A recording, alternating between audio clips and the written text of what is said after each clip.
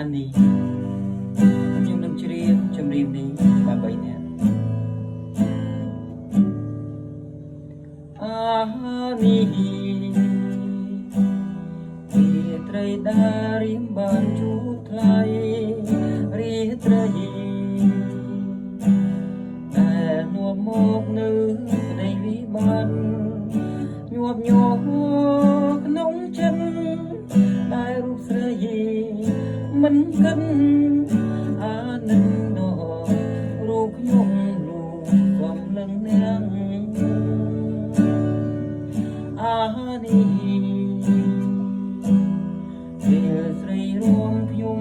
ក៏ទុកខ្លួនមួយទូរែកព្រួយគ្រីក្រំខោផ្សាយ៉ាងណាប្រាថ្នាសូមតែចិត្តភ័ក្រក្តីបើថ្លៃមិនបែតទៅយីសូស្រីមេត្តា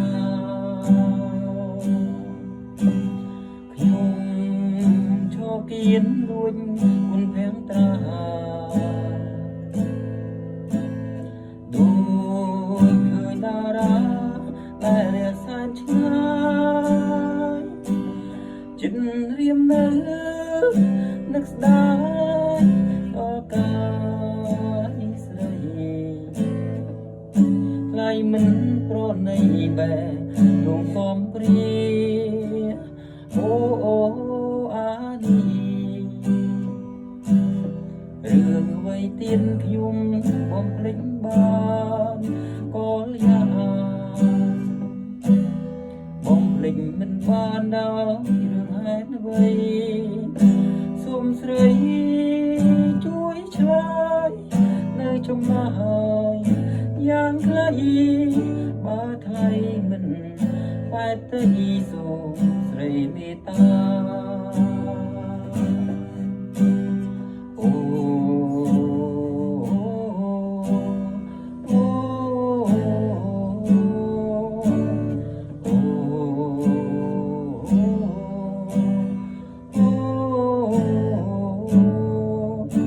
អានេះ